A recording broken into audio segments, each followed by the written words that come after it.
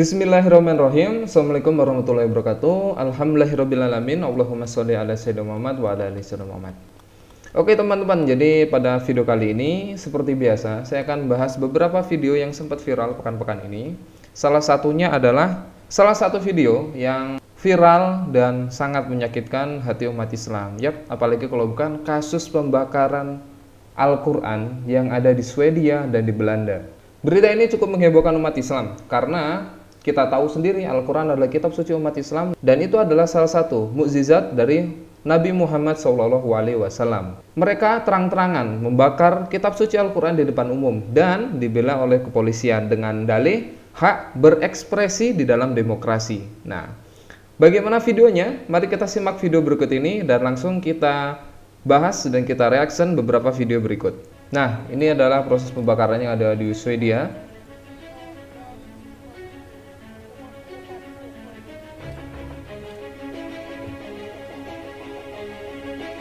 Astagfirullah.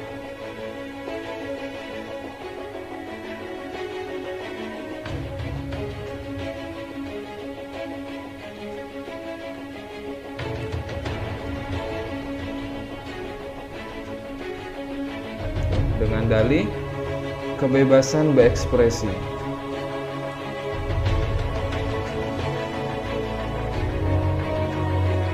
Dan aksi ini diketahui bahwasanya dibakar oleh salah satu politikus yang ada di Swedia, yaitu bernama Rasmus Paludan. Nah, orang ini nggak cuma sekali dua kali kok dalam membakar Al-Quran. Hampir setiap tahunnya dan hampir setiap ada kegiatan demokrasi di sana, entah itu demo dan segala macamnya, itu pasti dia mengekspresikan aksinya dengan cara membakar Al-Quran dengan dalih protes bahwasanya itu adalah kebebasan diri dan tentang dia mengkampanyekan Islamofobia.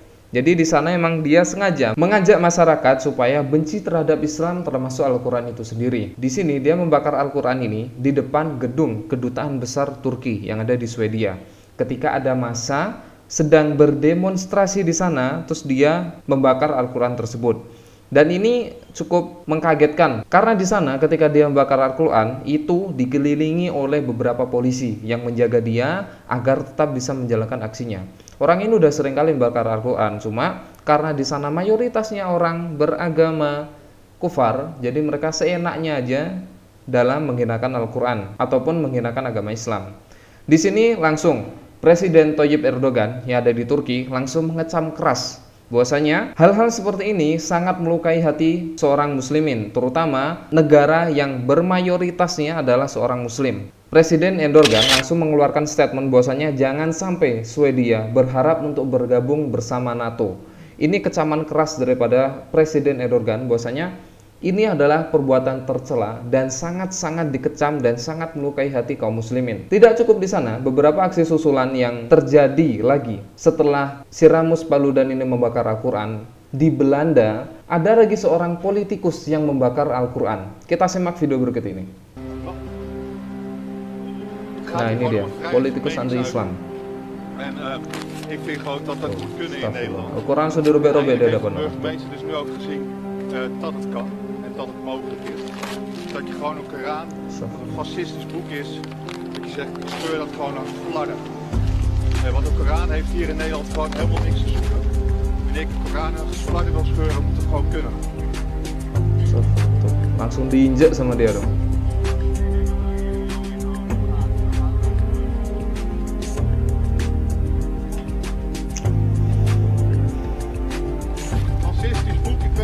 Dibuang-buang di bawah, Al-Quran diinjak, langsung dirobek-robek sama dia. Dan aksinya dia ini, dia mengklaim bahwasanya ini tidak ada hubungan dengan Turki, ini tidak ada hubungan dengan negara apapun yang bermayoritaskan penduduknya adalah seorang muslim, tapi dia benar-benar mendeklarasikan bahwasanya dia benci terhadap Islam. Sampai Al-Quran dirobek-robek bahkan diinjek-injek. Aksi ini lagi-lagi dengan dalih bahwasanya ini kebebasan ekspresi dalam berdemokrasi. Demokrasinya seperti ini nih, demokrasi seperti apa gitu loh. Merobek bahkan menghinakan kitab suci agama lain. Ini bukan daripada sistem demokrasi sebenarnya. Ini orang ini kalau di negara Indonesia udah habis, mungkin kepalanya udah melayang. Karena kita tahu sendiri, orang pun yang setiap harinya mabuk, setiap harinya berzina, setiap harinya ngebunuh orang, jika dia memang beragama Islam, ketika Al-Qur'annya dirobek, saya yakin dia pasti bangkit dan menebas lehernya. Nggak mungkin nggak. Apalagi kita yang setiap hari mempelajari ilmu agama dan kita tahu mana akidah, mana tauhid, nggak gemes lihat orang seperti ini. Pasti tangan kita gemetan sekali dan hati kita pasti merasa marah dan nggak bisa dikatakan lah apa segala macam bentuknya itu. Ini benar-benar melukai hati umat Islam. Dan masyarakat Turki langsung turun ke jalan untuk berdemo, mengecam keras aksi perobekan dan pembakaran Al-Quran yang dilakukan oleh politikus Swedia dan politikus Belanda ini. Dia langsung membakar dan merobek-robek Al-Quran. Ribuan pengunjuk rasa berpakaian serba hitam ini memadati kota Batman, Turki. Dalam aksinya mereka membawa kitab suci Al-Quran sambil menyerukan slogan anti-Swedia. Unjuk rasa ini digelar sebagai kecaman atas demonstrasi yang terjadi di Stockholm, Swedia yang diwarnai pembakaran salinan Al-Quran. Ini merupakan aksi protes Swedia terhadap Turki yang menolak Swedia bergabung dalam NATO. Nah, itu dia. Jadi, Swedia ini sebenarnya mau gabung sama NATO, cuma karena belum disetujui oleh Presiden Erdogan, makanya mereka bakal Al-Quran.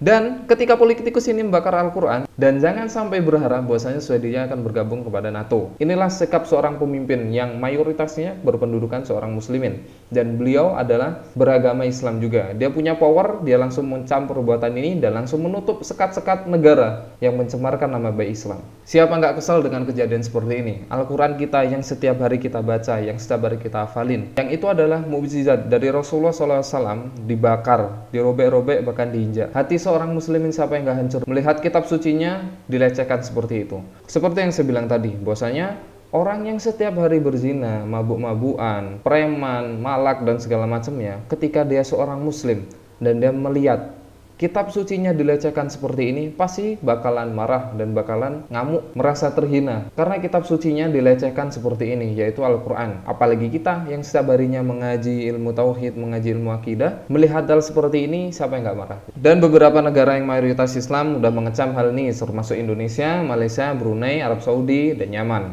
Semoga pemimpin-pemimpin negara yang mayoritasnya seorang muslim bisa memberikan efek jera terhadap negara-negara yang melecehkan daripada syariat Islam. Ini kitab suci loh dilecehkan seperti ini. Dan semoga Allah berikan hidayah. Kalaupun nggak diberi hidayah, semoga Allah turunkan azab terhadap orang-orang seperti ini. Dan jangan lupa untuk teman-teman tetap support channel ini dengan cara mengklik tombol subscribe, like, komen, dan share video ini jika dirasa memang bermanfaat. Itu aja untuk video kali ini. Barakallahu fikum. Wassalamualaikum warahmatullahi wabarakatuh.